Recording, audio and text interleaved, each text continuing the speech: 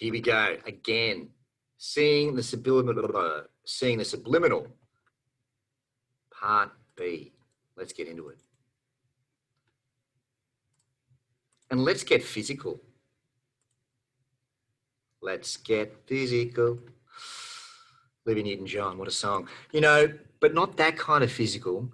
We're talking about physics.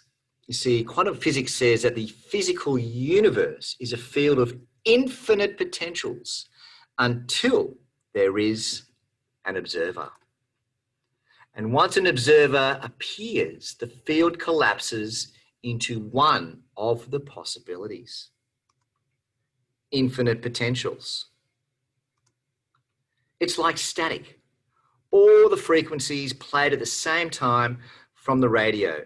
So until you tune into a particular conversation, you don't see anything. The role of the observer is they have a point of view. Now we get some context and meaning out of the static. This is a lot of writing here, okay? But the bottom line is this: you can look back at the past and change it. That's what this is all about. It is absolutely, incredibly awesome when you discover this. And it also explains the cause and effect, the double slit experiment. Take the time to go back and have a look at this when you get a chance.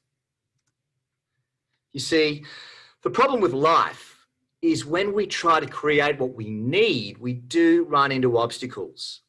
We just need to figure out if this is an obstacle at all, or whether we just need some higher thinking. We just need to hurdle the obstacle. Here's an image of my beaut brother, who was an absolute champion hurdler, one of the best in Australia. But he now has some significant hurdles whereby his literally 99 ATAR multi-million-dollar brain has got the better of him. If he knew this information, if he heard this information and used it, he would be able to get himself out of the hole.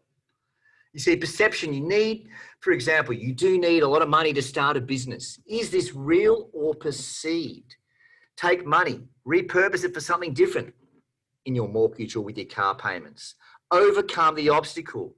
Call the mortgage company. Oh, look, there's been a bit of a hiccup. I can't make the payment. I don't want to get a bad credit rating. What can be done? They put the payments at the end. So there, in that moment, you have invented more money for the cost of nothing. See? Higher thinking. Ask and you shall receive. It's actually there. What is there? The reticular activation system. But make sure you're using the 400 million bits and not the 20,000 when you collapse the field. Or the corral that all the sheep will live in, which tries to drag you back in. You see, it's not the only way. And the purpose of the herd is to keep you in the herd.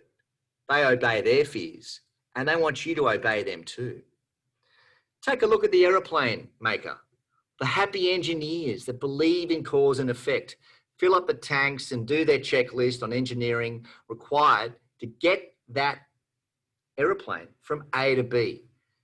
The effect that I desire, all these actions, which are the cause, which will have the effect of the aeroplane arriving. There's a thing called a concept of entanglement, where the cause becomes the effect. So put the picture in your mind of what you want, and the reticular activation system starts to put the pieces together. The process will take me on an exciting journey. There will be obstacles, but we can be the hero to overcome them. The physical universe then becomes a machine operated undaunted with great hope. No stories of the universe working against me. It's all working for you. And with that comes excitement, energy, expectation, attitude, and adventure to produce your own desired outcome. So create the picture in your mind. The act of the picture is the cause of creating that reality in the universe. The process will take me on an exciting journey. Create context and story, and there will be unseeming obstacles, but we can be the hero to overcome them. And how much urgency do you have? Be at the effect, what I want. Or do you want to be the goal, be the cause of the effect? You want to be the latter, like Michael Jordan. And the goal you create is the cause of itself. If you allow the reticular activation system and the physical universe to do its job and have the courage to hang on for the ride and decidedly be living your life from that point of view, it's an exciting adventure you can be living if the effect is the cause. The possibility that is born in that instance is the possibility that the observer chooses to believe as reality. You see, most of us have learned to see the life through the eyes of who we grew up around. And this is not the perspective we want. It's just the context that we have been living through. For example, I can't afford a business without money. I'm too old to become an international rugby union referee at 47. Why not?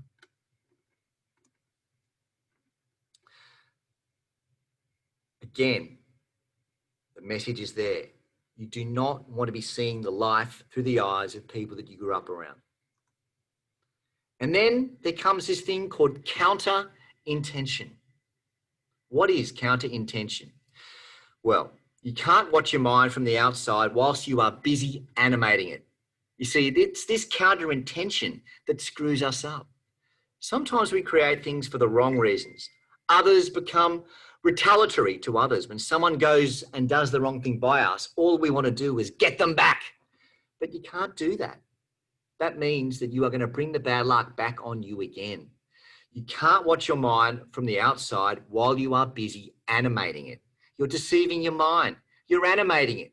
So you can't see it while doing this on the inside of it.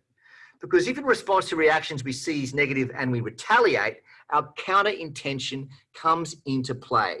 And now we are using our mind for less than pure things.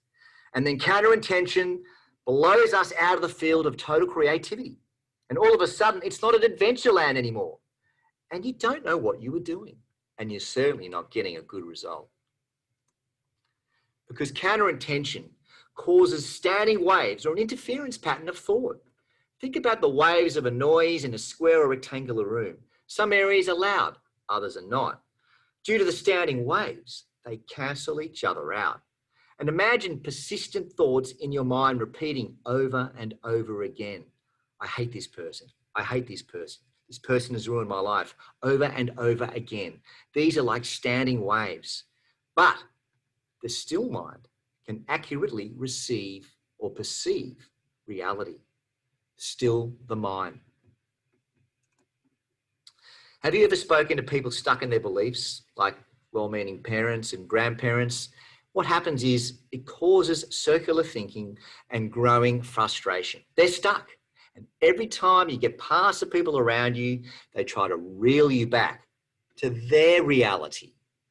Then you start to humor a non-mainstream idea, and they share their reality to confuse you even more. Circular thinking equals no solution, and you assume something that is actually not true.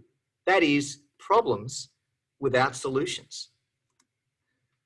And then there's the herd. Everything's a certain way, self-preservation.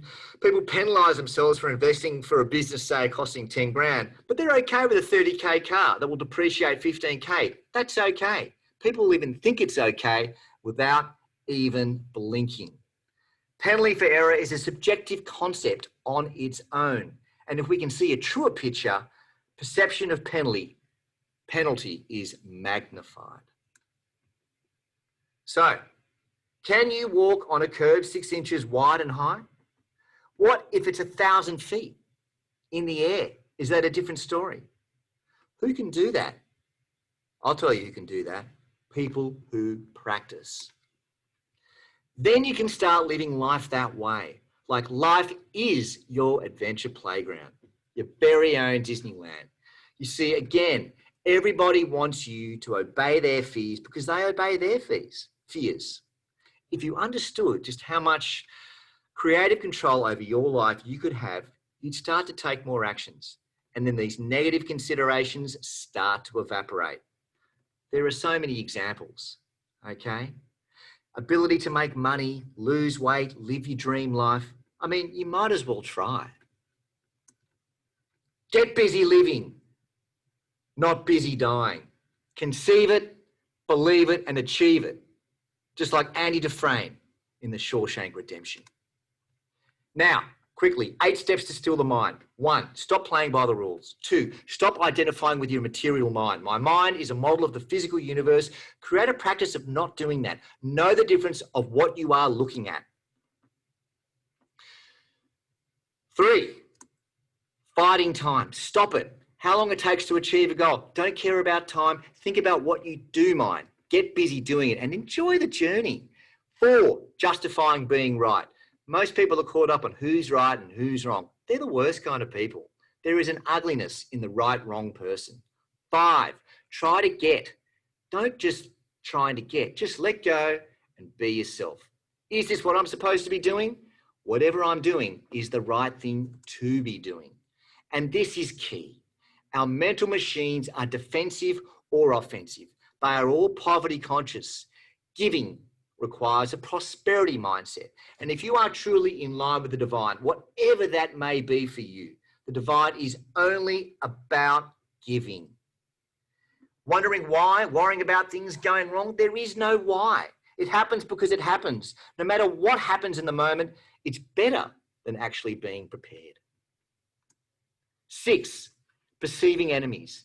That perception alone is mind identification. And I've made this mistake before. It's only a potential until you collapse the field. Refuse to bind to people being your enemies. 7, perceiving threats. And 8, only seeing one point of view at a time. You see, limited perceptions come from one person. That's their perception, but you may see another. So much of life is what you create with it. Don't let other people's perceptions cripple you. It's their own skepticism that is so blinding when they're not doing what they want. And when they try something, and it will not bring this unique reality. So, breaking these 8 habits and I say, reduces the attachment to thousands of things outside your control. No attachment equals stillness of the mind. Possibility, there is nothing to control.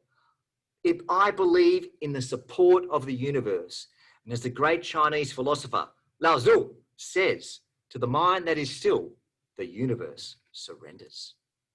Author of Harry Potter, how many times did she fail? How long did Joan Rivers strive to be successful? You cannot judge an outcome until the story is over. Read my lips again. Ed Moffat, you cannot judge an outcome until the story is over. The possibility is your story has neither a beginning nor an end. So when someone say you're wasting your time, here's the exercise. Identify one thing you can fight that you can truly let go of. Is it diet? Is it exercise? Is it versus just let your body decide? Trust the process. Look at your future and the processes we're doing, bringing better things in your life. Embrace it. Trust it more than gravity. Operate on the trust you have today and not in your past. You've got this.